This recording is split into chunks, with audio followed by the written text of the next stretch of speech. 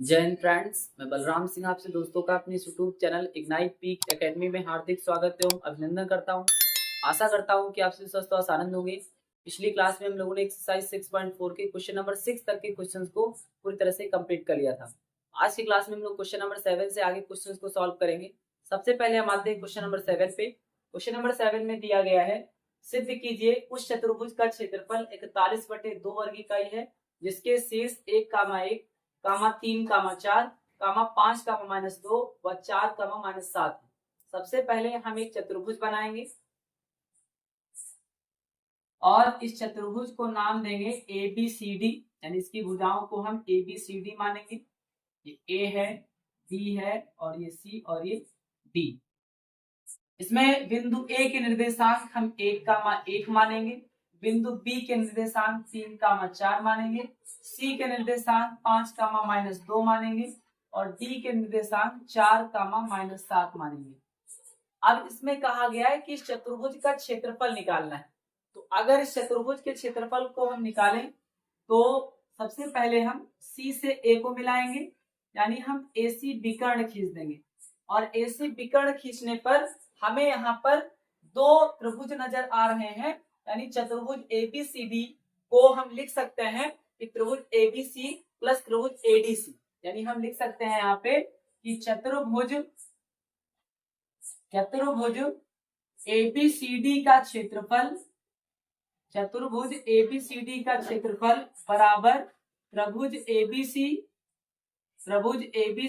Plus त्रिभुज ADC, त्रिभुज ABC plus त्रिभुज एडीसी का क्षेत्रफल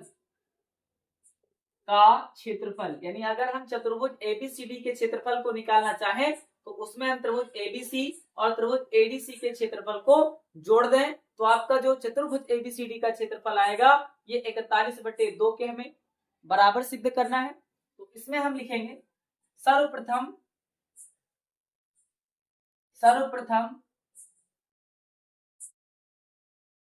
त्रिभुज एबीसी का क्षेत्रफल, सर्वप्रथम त्रिभुज एबीसी का क्षेत्रफल। अब त्रिभुज के क्षेत्रफल का सूत्र क्या होता है, 1/2 ब्रैकेट में x1 फिर इंटू में y2 माइनस y3 क्या होता है y2 माइनस y3 फिर प्लस x2 फिर y3 माइनस y1 फिर प्लस x3 और ब्रैकेट में y1 minus y2 bracket close. अब इसमें हम त्रिभुज एबीसी है, इसे हम मानेंगे x1 y1, ये आपका हो जाएगा x2 y2 और इसे मानेंगे x3 y3, यानी यहां से हमें x1 y1 x2 y2 x3 y3 के मान को इस फार्मूले में रखना है। तो ये हो जाएगा 1/2 ब्रैकेट में x1 का मान कितना है 1 है, फिर y2 का मान 4 है तो 4 लिखेंगे, माइनस y3 का मान है -2 माइनस फार्मूले से और y3 का मान -2 तो हो जाएगा +2 प्लस x2 का मान है 3, y3 का मान है -2, y1 माइनस y1 का मान है 1 प्लस x3 का मान है 5 ब्रैकेट में y1 का मान है 1 माइनस y2 का मान है 4 ब्रैकेट क्लोज। अब इसे आगे सॉल्व करेंगे तो ये आएगा 1/2, 1 4 और 2 जोड़ेंगे 6 हो जाएगा, प्लस 3 -2 और -1 जोड़ेंगे तो हो जाएगा -3, फिर प्लस 5 1 से 4 जाएगा तो बचेगा -3 ब्रैकेट क्लोज। अब इसके बाद में 1/2 ब्रैकेट में 1 का 6 से गुणा 6 हो जाएगा, फिर प्लस माइनस माइनस यानी 3 का 3 से गुणा हो जाएगा 9, फिर प्लस माइनस 5 का 3 से गुणा हो जाएगा 15, फिर इसके बाद में ब्रैकेट क्लोज। अब इसके बाद में हम देखेंगे यह आएगा 1/2 और ब्रैकेट के अंदर ये आपका 6 लिखा हुआ है और माइनस माइनस ये प्लस हो जाता है लेकिन साइन माइनस का लगता है, 15 में हम 9 जोड़ेंगे तो कितना आएगा -24 हो जाएगा, कितना हो जाएगा -24 हो जाएगा। फिर इसके बाद में ये 1/2 6 से 24 को घटाएंगे तो बचेगा कितना -18 और जब इससे हम 18 को डिवाइड करेंगे तो आएगा 2 9 18, कितना आएगा ये आ जाएगा 2 9 18, यानी जो त्रिभुज एबीसी का क्षेत्रफल आएगा, त्रिभुज एबीसी का क्षेत्रफल आएगा, ये आएगा, क्योंकि ये माइनस का 18 आएगा तो क्षेत्रफल कभी भी ऋणात्मक नहीं होता, तो इसे हम मानेंगे 9 वर्ग मात्रक। क्या मानेंगे? ये प्लस का 9 वर्ग मात्रक हो जाएगा त्रिभुज एबीसी का क्षेत्रफल। त्रिभुज एबीसी का क्षेत्रफल कितना आएगा? 6 से 24 जाएगा, माइनस 18 बचेगा, 2 से 18 को काटेंगे तो माइनस 9 बचेगा। अब चूंकि चतुर्भुज या किसी भी आकृति का जो क्षेत्रफल होता है वो कभी भी ऋणात्मक नहीं हो सकता है, इसलिए माइनस 9 आने के बावजूद इसे हम प्लस का 9 मानेंगे। अब इतना आप लोग नोट कर लेंगे। अब इसके बाद में हम निकालेंगे त्रिभुज एडीसी का क्षेत्रफल। त्रिभुज एडीसी का क्षेत्रफल निकालना है, यानी त्रिभुज एबीसी का क्षेत्रफल आया है 9 वर्ग मात्रक। अब हम निकालेंगे त्रिभुज एडीसी का क्षेत्रफल। त्रिभुज एडीसी का क्षेत्रफल, फार्मूला त्रिभुज का वही लगाना है जो आपने त्रिभुज एबीसी में लगाया, 1/2, फिर x1 y2 minus y3 plus x2 y3 minus y1 plus x3 y1 minus y2, क्या हो जाएगा? y1 minus y2 bracket close. अब इसके बाद में ये आपका x1 y1 है, ये x3 y3 है, तो इसे हम मान लेंगे x2 y2। क्या मानेंगे? इसे हम मानेंगे x2 y2। अब x1 y1, x2 y2, x3 y3 के मान को इस फार्मूले में रखना है, तो ये हो जाएगा 1/2,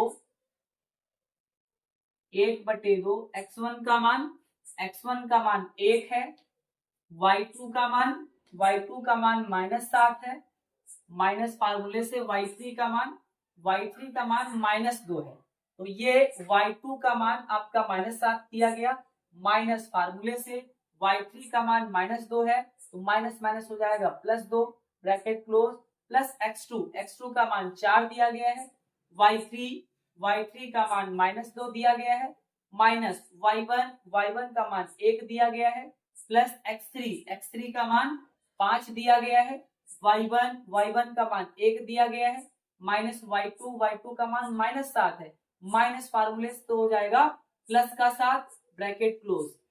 अब इसके बाद में इसे आगे हल करेंगे तो ये हो जाएगा 1/2 ब्रैकेट में 1, फिर -7 से ये +2 आपका घट जाएगा तो बचेगा -5 प्लस 4, -2 -1 जुड़ेगा तो आएगा -3, तो यहाँ पे हम लिखेंगे -3 प्लस 5, 7 में 1 जोड़ेंगे तो आएगा 8 ब्रैकेट क्लोज। अब इसके बाद में हो जाएगा 1/2, 1 का -5 से गुणा तो -5, प्लस -4 का 3 से गुणा तो -12 हो जाएगा, क्योंकि प्लस माइनस यहाँ पे माइनस है, फिर 5 का 8 से गुणा करेंगे तो 5 × 8 = 40 हो जाएगा ब्रैकेट क्लोज। अब इसके बाद में 1/2, फिर 12 और 5 जोड़ेंगे तो आएगा -17 और प्लस का आपका क्या हो जाएगा 5 × 8 = 40, यहाँ पे होगा 40, तो यहाँ हम लिखेंगे 40। अब 40 से 17 जाएगा कितना बचेगा, तो ये हो जाएगा 1/2 ब्रैकेट में 40 से 17 जाएगा, 10 से 7 जाएगा 3 बचेगा, यहाँ बचा 3 से 1 जाएगा तो बचेगा 2, कितना बचेगा 2 बचेगा, यानी ये आपका आ जाएगा त्रिभुज एडीसी का क्षेत्रफल कितना आएगा, तो त्रिभुज एडीसी का क्षेत्रफल ये आ जाएगा 23 × 23/2, कितना आएगा 23/2 वर्ग मात्रक, ये त्रिभुज एडीसी का क्षेत्रफल आ जाएगा। अब इसके बाद में हमें चतुर्भुज एबीसीडी का क्षेत्रफल निकालना है, तो क्या करना है, त्रिभुज एबीसी और त्रिभुज एडीसी दोनों के क्षेत्रफलों को जोड़ देना है। तो हम लिखेंगे चतुर्भुज एबीसीडी का क्षेत्रफल बराबर, चतुर्भुज एबीसीडी का क्षेत्रफल बराबर त्रिभुज एबीसी का क्षेत्रफल, त्रिभुज एबीसी का क्षेत्रफल प्लस त्रिभुज एडीसी का क्षेत्रफल, त्रिभुज एडीसी का क्षेत्रफल, यानी इसकी सहायता से आपको चतुर्भुज एबीसीडी का क्षेत्रफल निकालना है। तो इतना आप लोग नोट कर ले, फिर इसके आगे चतुर्भुज एबीसीडी के क्षेत्रफल को निकालते हैं।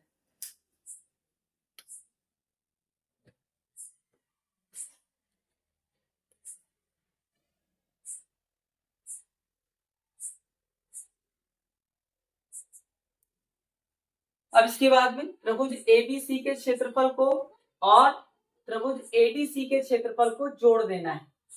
तो त्रिभुज एबीसी का क्षेत्रफल आया था 9 वर्ग मात्रक और त्रिभुज एडीसी का क्षेत्रफल आया है कितना, यह आया है 23/2 वर्ग मात्रक। तो इसमें हम लिखेंगे त्रिभुज एबीसी का क्षेत्रफल कितना 9 वर्ग मात्रक, तो 9 प्लस त्रिभुज एडीसी का क्षेत्रफल कितना, ये आया है 23/2। कितना आया 23/2। तो यहाँ पे हम लिखेंगे 23/2, दोनों को जोड़ देंगे। इसके बटे में कुछ नहीं होता, 1 होता है। 2 का 1 से गुणा, ये 2 हो जाएगा। फिर 2 का 9 से गुणा 18 हो जाएगा। 1 का 23 से गुणा 23 हो जाएगा।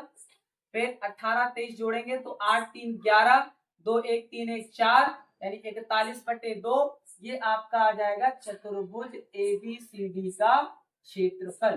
क्या आएगा, चतुर्भुज एबीसीडी का क्षेत्रफल आ जाएगा 41/2। यही आपको प्रूव करना था, यानी जो आपका एलएचएस था वो आरएचएस के बराबर हो गया। एलएचएस आपका आरएचएस के बराबर हो गया, यही सिद्ध करना था। अब इसे आप नोट कर लेंगे। बाद में हम आएंगे क्वेश्चन नंबर 8 पे, यानी क्वेश्चन नंबर 7 में चतुर्भुज एबीसीडी का क्षेत्रफल निकालना था, जिसको हमने बीच में एक विकर्ण खींच करके 2 त्रिभुज में डिवाइड कर दिया। फिर त्रिभुज एबीसी का क्षेत्रफल में त्रिभुज एडीसी के क्षेत्रफल को जोड़ दिया, जिससे आपका चतुर्भुज एबीसीडी का क्षेत्रफल आ गया, जो आपका 41/2 के बराबर था। क्वेश्चन नंबर 8 में दिया गया है एक त्रिभुज एबीसी के शीर्ष एक त्रिभुज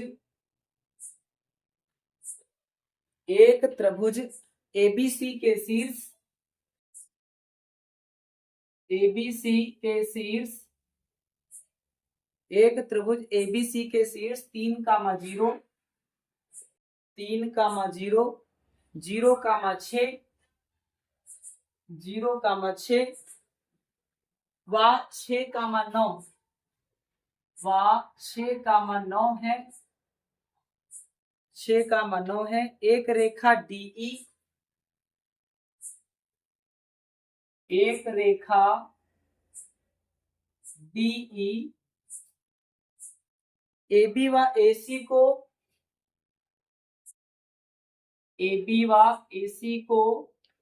1:2 के अनुपात में विभाजित करती है। के अनुपात में विभाजित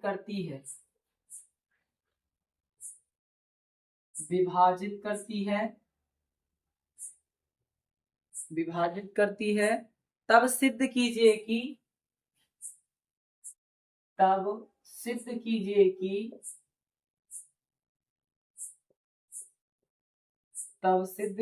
कि त्रिभुज एबीसी बराबर 9 इंटू त्रिभुज एडीई, ये आपको सिद्ध करना है कि त्रिभुज एबीसी बराबर 9 इंटू त्रिभुज एडीई। तो सबसे पहले इस क्वेश्चन को सॉल्व करने के लिए आप एक त्रिभुज एबीसी बनाएंगे। तो ये आपका त्रिभुज एबीसी हो गया, ये त्रिभुज एबीसी हो गया, और इसमें बिंदु ए, बिंदु बी और बिंदु सी मान लेंगे। इसके जो निर्देशांक हैं, ए का निर्देशांक 3, 0, बी का निर्देशांक 0, 6, सी का निर्देशांक 6, 9। फिर कहा गया एक रेखा डीई AB व AC को 1:2 के अनुपात में विभाजित करती है। तो मान लिया कि आपकी ये एक रेखा है, जिसे हम कहते हैं ये आपका D है और ये E है। जो रेखा DE है, ये त्रिभुज ABC को, या त्रिभुज का जो भुजाएं हैं AB और AC, इनको 1:2 के अनुपात में विभाजित करती है, यानी ये 1:2 के अनुपात में इन्हें विभाजित कर रही है। अब हमें सिद्ध करना है कि जो त्रिभुज ABC है, ये त्रिभुज ADE यानी छोटे वाले त्रिभुज के 9 गुने के बराबर है। यानी अगर हम छोटे वाले त्रिभुज का 9 गुना कर दें तो जा करके ये आपका त्रिभुज एबीसी के क्षेत्रफल के बराबर होगा। यही आपको सिद्ध करना है।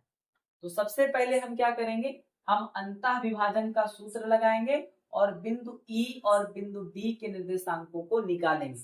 जब बिंदु डी और बिंदु ई के निर्देशांक आ जाएंगे फिर हम छोटे वाले त्रिभुज यानी एडीई का क्षेत्रफल निकालेंगे त्रिभुज के क्षेत्रफल के फार्मूले से। फिर उसके बाद में हम निकालेंगे त्रिभुज एबीसी का क्षेत्रफल त्रिभुज के क्षेत्रफल के सूत्र से। इसके बाद में हम दोनों क्षेत्रफलों का कंपेयर करेंगे और उसे प्रूव करेंगे कि त्रिभुज एबीसी का जो क्षेत्रफल है वो त्रिभुज एडीई के क्षेत्रफल के 9 गुने के बराबर होगा। तो सबसे पहले हम बिंदु ई के निर्देशांक निकालेंगे। तो लिखेंगे बिंदु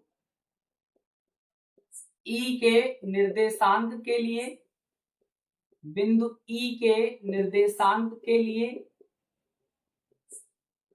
अंतः विभाजन सूत्र से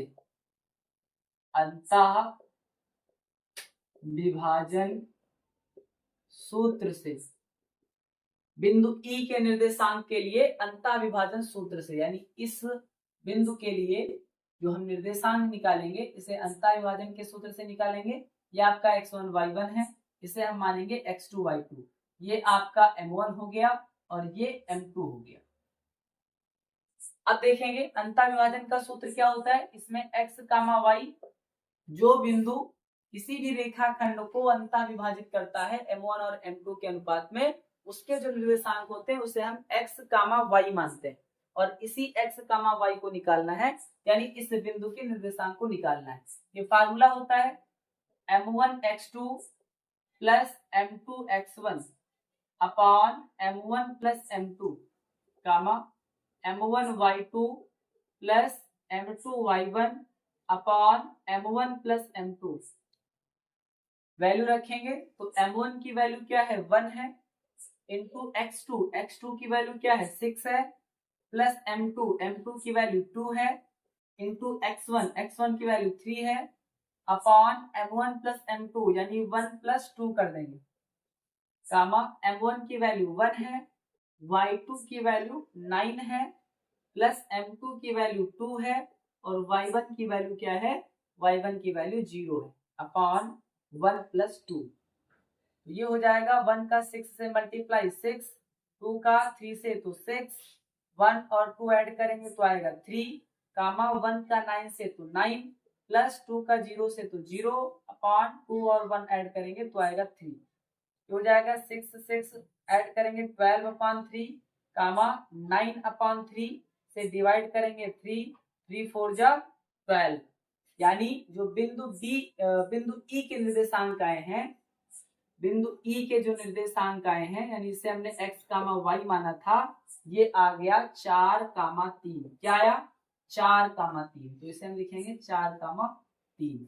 इसी प्रकार हम निकालेंगे बिंदु डी के निर्देशांक। तो लिखेंगे अतः बिंदु ई के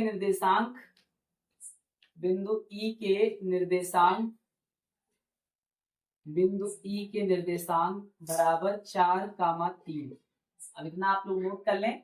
फिर हम अंतः विभाजन के सूत्र से बिंदु डी के निर्देशांक को निकालेंगे और फिर इसके बाद में त्रिभुज के क्षेत्रफल के सूत्र से एडीई और एबीसी के क्षेत्रफल को निकालते हैं।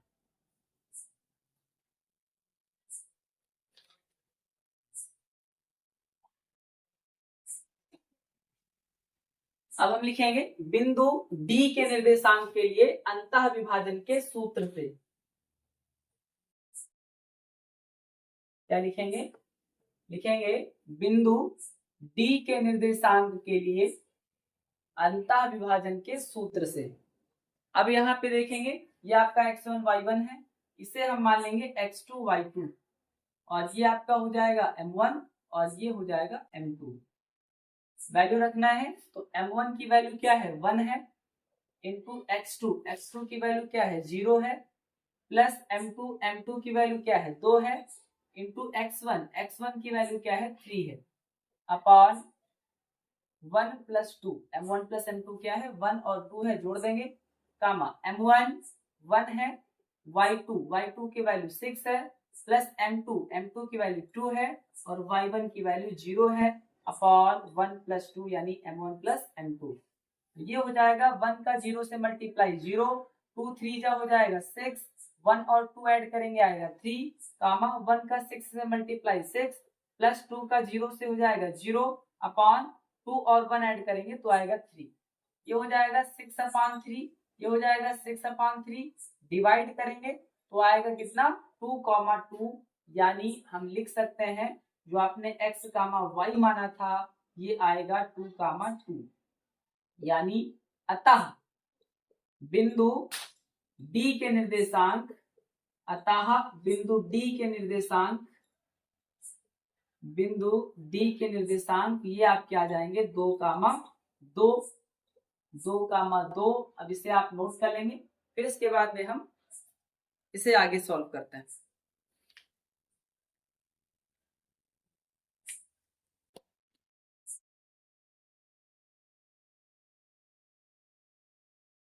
अब इसके बाद में हम निकालेंगे त्रिभुज ADE का क्षेत्रफल।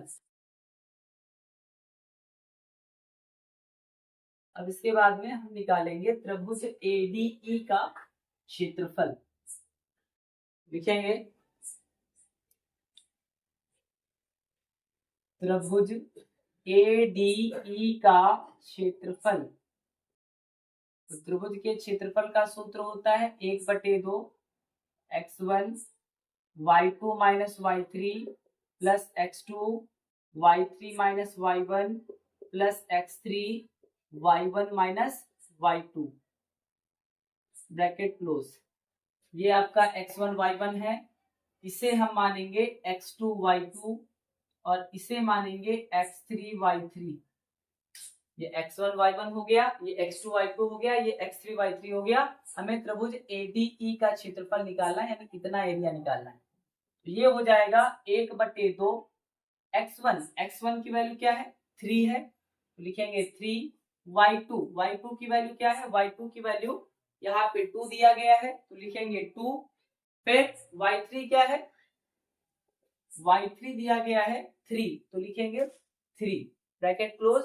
फिर इसके बाद में हम आएंगे x2 पे, x2 का मान दिया गया है 2 तो प्लस का 2, फिर y3 का मान है 3 माइनस y1 का मान 0 प्लस x3 का मान 4, फिर y1 का मान 0 माइनस y2 का मान 2 है ब्रैकेट क्लोज। फिर से एक बार देखेंगे, ये आपका 1/2 लिखा हुआ है, x1 की वैल्यू 3 है, फिर y2 की वैल्यू 2 है माइनस y3 तो y3 की वैल्यू 3 है तो 2 माइनस 3 प्लस x2 की वैल्यू 2 है, फिर y3 की वैल्यू 3 है माइनस y1 की वैल्यू 0 है प्लस x3 की वैल्यू 4 है, y1 की वैल्यू 0 है, y2 की वैल्यू 2 है। अब इसे आगे हल करेंगे तो ये हो जाएगा 1/2 3, 2 से 3 जाएगा माइनस 1 बचेगा, प्लस 2, 3 से 0 जाएगा 3 बचेगा, प्लस 4, 0 से 2 को माइनस करेंगे तो माइनस का 2 बचेगा ब्रैकेट क्लोज। अब इसके बाद में जो ब्रैकेट के बाहर पद हैं, संख्याएं हैं, इनका अंदर वाली संख्याओं से गुणा कराना है। ये हो जाएगा यानी 1/2 3 का -1 से गुणा -3 प्लस 2 का 3 से गुणा 6 प्लस 4 का -2 से गुणा तो आएगा माइनस का 8। क्या आएगा, माइनस का 8 आएगा। अब इसके बाद में 1/2 -8 -3 जोड़ेंगे तो -11 प्लस का 6 तो ये आएगा, यानी हम लिख सकते हैं क्या, इसे हम लिख सकते हैं 1/2 11 से यानी -11 से 6 जाएगा तो बचेगा -5। क्या बचेगा, -5, यानी ये आएगा -5 का 1 से गुणा करें तो -5/2। चूंकि ये ऋणात्मक है तो हम लिख सकते हैं कि जो आपका ये त्रिभुज ADE का क्षेत्रफल है ऋणात्मक नहीं हो सकता, क्योंकि क्षेत्रफल जो है वो कभी भी ऋणात्मक नहीं होता, हमेशा धनात्मक होता है। तो हम लिखेंगे कि त्रिभुज ADE का क्षेत्रफल बराबर 5/2 वर्ग मात्रक। जो ऋणात्मक वैल्यू थी माइनस को हमने हटा दिया, प्लस में कर दिया, क्योंकि क्षेत्रफल कभी ऋणात्मक नहीं होता है। आप लिखना चाहें तो आप ब्रैकेट में लिख सकते हैं कि चूंकि क्षेत्रफल कभी ऋणात्मक नहीं होता है, कभी, यानी कुछ ना कुछ क्षेत्रफल होगा लेकिन कभी ऋणात्मक नहीं होगा, क्षेत्रफल कभी ऋणात्मक नहीं होता है। अब इतना आप लोग नोट कर लेंगे, फिर इसके बाद में हम निकालेंगे त्रिभुज ABC का क्षेत्रफल, फिर दोनों की कंपेयर करेंगे।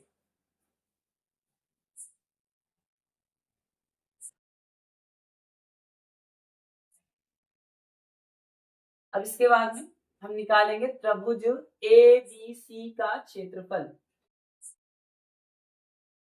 त्रिभुज ABC का क्षेत्रफल लिखेंगे इसी प्रकार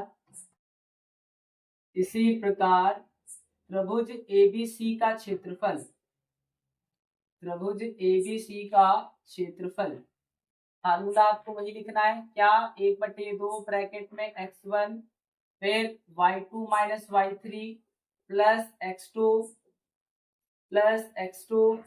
y3 minus y1 plus x3 y1 minus y2 अब इसके बाद में ये आपका x1 y1 है। अब हमें निकालना त्रिभुज ABC का क्षेत्रफल, यानी ये एरिया आपको निकालना है। ये x1 y1 है, ये x2 y2 है, तो इसे हम मानेंगे क्या, इसे हम मानेंगे x3 y3। अब x1 y1 x2 y2 x3 y3 के मान को इस फार्मूले में रखना है, तो ये हो जाएगा 1/2।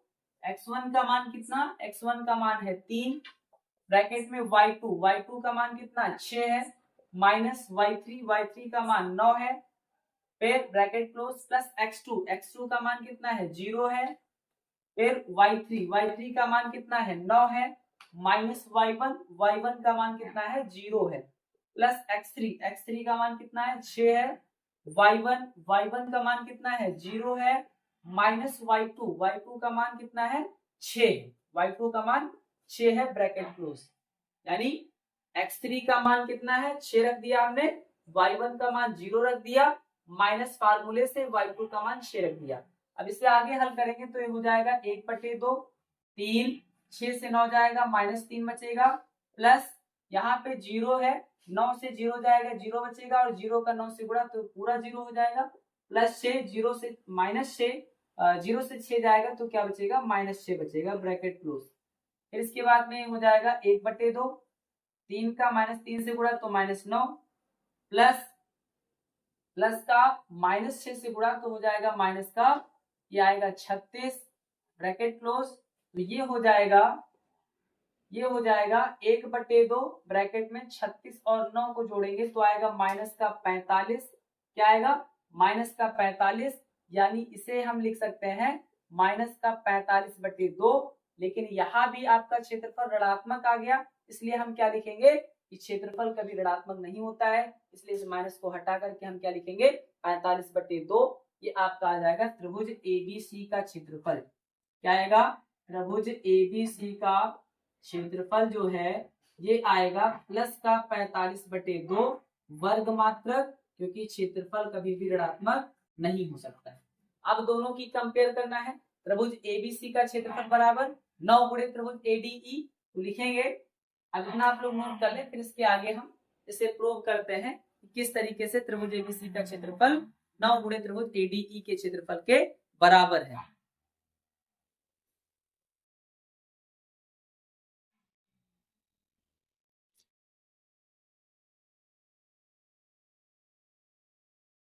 अब इसके बाद में हम लिखेंगे कि त्रिभुज ABC का क्षेत्रफल बराबर 9 गुणे त्रिभुज ADE का क्षेत्रफल, यानी दोनों ही त्रिभुजों के क्षेत्रफल की कंपैरिजन करना है, तो ये हो जाएगा त्रिभुज ABC का क्षेत्रफल कितना है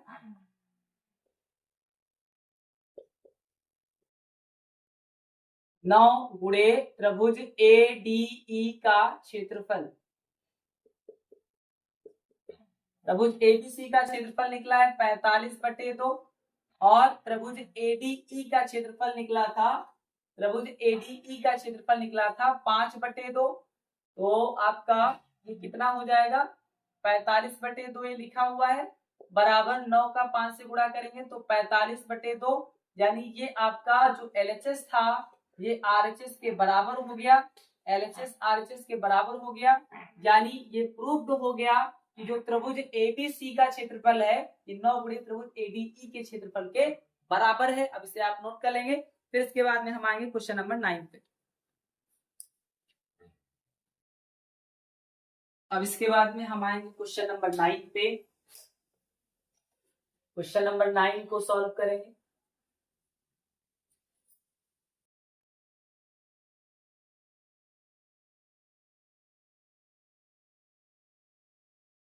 क्वेश्चन नंबर 9 में दिया गया है, यदि 3 बिंदु A, 0, 0, B, यदि 3 बिंदु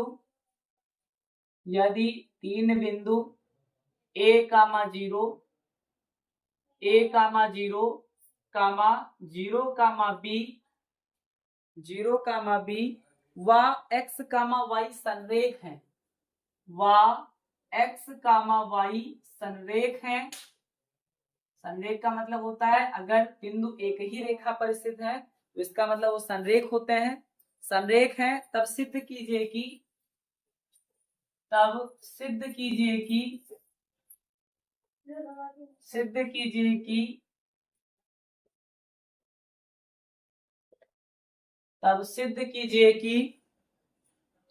x upon a plus y upon b equal to 1। ये आपको प्रूव करना है कि x upon a plus y upon b बराबर 1 होगा यदि a, 0, 0, b और x, y संरेख होंगे। तो सबसे पहले हम इस क्वेश्चन को सॉल्व करने के लिए संरेख होने का सूत्र लगाएंगे कि 3 बिंदु संरेख किस स्थिति में होते हैं, किस फार्मूले की मदद से इसको हम प्रूव करेंगे। तो लिखेंगे 3 बिंदु संरेख कब होते हैं, इसका सूत्र होता है x1 ब्रैकेट में y2 minus y3 plus x2 bracket में y3 minus y1 plus x3 bracket में y1 minus y2 equal to 0। इसे हम मानेंगे x1 y1, ये आपका हो जाएगा x2 y2, ये हो जाएगा x3 y3, यानी x1 y1 x2 y2 और x3 y3 के मान को फार्मूले में रखना है। तो x1 का मान क्या हो जाएगा, x1 का मान a हो जाएगा, y2 का मान b हो जाएगा, माइनस y3 का मान y हो जाएगा, प्लस x2 का मान 0 हो जाएगा, y3 का मान y हो जाएगा, माइनस y1 का मान 0 हो जाएगा, प्लस x3 का मान x हो जाएगा, y1 का मान 0 हो जाएगा और y2 का मान b हो जाएगा। इसे 0 के बराबर कर देना है क्योंकि संरेख होने पर जो त्रिभुज का क्षेत्रफल होता है 0 के बराबर होता है। कहीं कहीं पर आपको त्रिभुज के क्षेत्रफल में, यानी जो त्रिभुज का क्षेत्रफल होता है वो यहाँ पे 1/2 लगा हुआ होता है, तो ये गुणे में है, ये 0 के बटे में आएगा तो 0 हो जाएगा। यानी इसे हम इस तरीके से भी लिख सकते हैं, यानी 1/2 को हटा भी सकते हैं, हमने पिछली क्लास में जाना। अब इसके बाद में इसे हम आगे हल करेंगे तो a का b से गुणा ab हो जाएगा, a का y से गुणा तो माइनस का ay हो जाएगा। ये आपका 0 है, 0 का अंदर वाले पदों के साथ में गुणा 0 ही हो जाएगा। फिर यहाँ पे देखेंगे ये आपका प्लस का x है और x का माइनस b के साथ गुणा, क्योंकि 0 से जब हम माइनस b को या 0 से जब हम b को घटाएंगे तो माइनस b बचेगा और माइनस b का x के साथ में गुणा, तो हम लिख सकते हैं कि माइनस का bx, क्या लिख सकते हैं, माइनस का bx बराबर 0। अब इसके बाद में हम माइनस वाले पदों को इक्वल टू के दूसरी साइड में ले जा सकते हैं, तो ये आपके प्लस के हो जाएंगे, यानी ये आपका ए बी धनात्मक है, ये ए वाई इक्वल टू के दूसरी साइड में जाएगा तो प्लस का हो जाएगा, माइनस का बी एक्स इधर आएगा तो प्लस का बी एक्स हो जाएगा। अब हम क्या करेंगे, दोनों पक्षों में ए बी से भाग देने पर, दोनों पक्षों में ए बी से भाग देने पर, दोनों पक्षों में ए बी से भाग देने पर क्या हो जाएगा, ए बी बटे ए बी बराबर ए वाई बटे a b plus b x बटे ए बी। यहाँ पे देखेंगे ए बी से ए बी पूरा कट जाएगा, ए से ए कट जाएगा और यहाँ पे आपका बी से बी कट जाएगा। क्या बचेगा, ये आपका बचेगा, यहाँ पे बचेगा 1 equal to Y upon B plus x upon A, x upon A, यानी अगर इसे हम संशोधित करके लिखना चाहें तो हम लिख सकते हैं x अपॉन ए को पहले प्लस y अपॉन बी को बाद में, बराबर में क्या है, 1 है।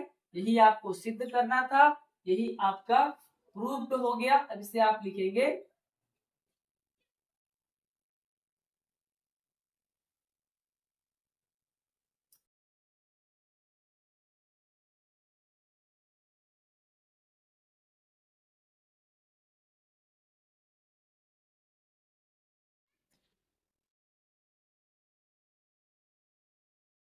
अब ये क्या हो जाएगा, ये ए बी से ए बी कट गया, 1 बचा, बराबर y अपॉन बी इधर बचेगा प्लस x अपॉन ए बचेगा। यानी इसे अगर हम संशोधित करके लिखना चाहें तो x अपॉन ए को हम पहले लिख सकते हैं, y अपॉन बी को हम बाद में लिख सकते हैं। चूंकि दोनों धनात्मक हैं इससे कोई फर्क नहीं पड़ेगा।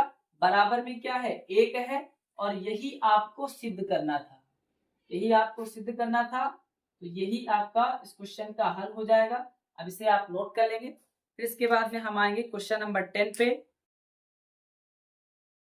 जो आपकी इस एक्सरसाइज का अंतिम क्वेश्चन है। यानी क्वेश्चन नंबर 10 एक्सरसाइज 6.4 का अंतिम क्वेश्चन है, और इसके साथ ही हम इस चैप्टर के बहुविकल्पीय प्रश्नों पे आ जाएंगे। यानी इस चैप्टर से संबंधित जितनी भी एक्सरसाइज थी वो सभी की सभी सॉल्व हो जाएंगी, और हम इस चैप्टर के अगली क्लास में बहुविकल्पीय प्रश्नों को सॉल्व करेंगे।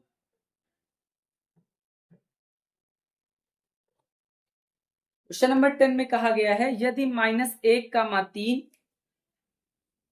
यदि -1 का 3 व 4 का -2, 4 का -2 को मिलाने वाली रेखा,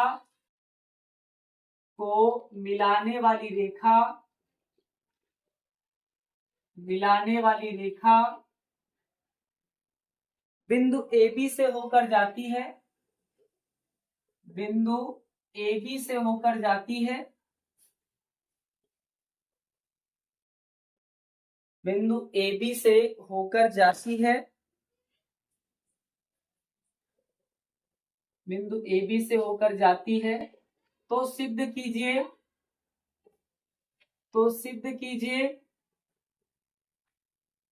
तो सिद्ध कीजिए कि a प्लस बी बराबर 2, a प्लस बी बराबर 2।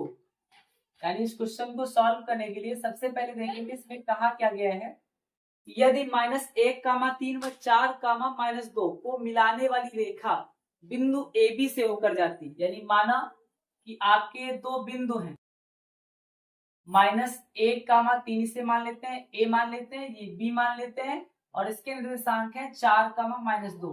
फिर कहा गया कि इन दोनों बिंदुओं को मिलाने वाली रेखा बिंदु ए बी से होकर जाती है। यानी यहाँ कहीं पे इस रेखा पर कोई एक बिंदु मान लेते हैं P या कोई भी चर पर, जिसके निर्देशांक a कामा b, यानी दो बिंदुओं को मिलाने वाली रेखा पर कोई एक ऐसा बिंदु है जिससे होकर के रेखा गुजर रही है।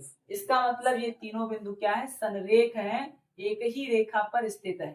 तो अब इसमें हमें सूत्र लगाना है संरेख होने का, यानी तीन बिंदुओं के संरेख होने का सूत्र क्या होता है, तो सूत्र होता है, तो लिखेंगे का सूत्र लगाएंगे, तो लिखेंगे संरेख सूत्र से, तीन बिंदुओं के संरेख होने का सूत्र क्या होता है, सूत्र होता है x1 into y2 minus y3 plus x2 into y3 minus y1 plus x3 into y1 minus y2 equal to 0। इसे हम मानेंगे x1 y1, ये हो जाएगा x2 y2, और इसे कर देंगे x3 y3। अब x1 y1, x2 y2 और x3 y3 के मान को इस फार्मूले में रखना है। तो x1 का मान है -1 इंटू y2 का मान है b माइनस y3 का मान कितना है, y3 का मान है -2, y3 का मान -2 है, तो माइनस माइनस क्या हो जाएगा, प्लस हो जाएगा, क्योंकि माइनस फार्मूले से है। तो माइनस का यहाँ पे हम लिखेंगे 2 प्लस x2 का मान कितना है, a है, y3 का मान -2 है, माइनस y1 का मान क्या है 3 है, प्लस x3 का मान कितना है 4 है, इंटू y1 का मान 3 माइनस y2 का मान कितना है b है, इक्वल टू 0। इसे आगे हल करेंगे तो ये हो जाएगा -1 का b से गुणा करेंगे तो -b, -1 का +2 से गुणा तो -2, फिर प्लस का a, -3 -2 जुड़ जाएगा यानी -5, प्लस 4 का 3 से गुणा 12, 4 का -b से गुणा तो आएगा -4b बराबर 0। अब इसके बाद में देखेंगे ये हो जाएगा -b, -2, a का -5 से गुणा तो हो जाएगा -5a, प्लस का 12, -4b बराबर 0। अब इसके बाद में हो जाएगा -b, फिर 12 से 2 जाएगा तो बचेगा प्लस का 10, फिर -5a और -4b बराबर 0।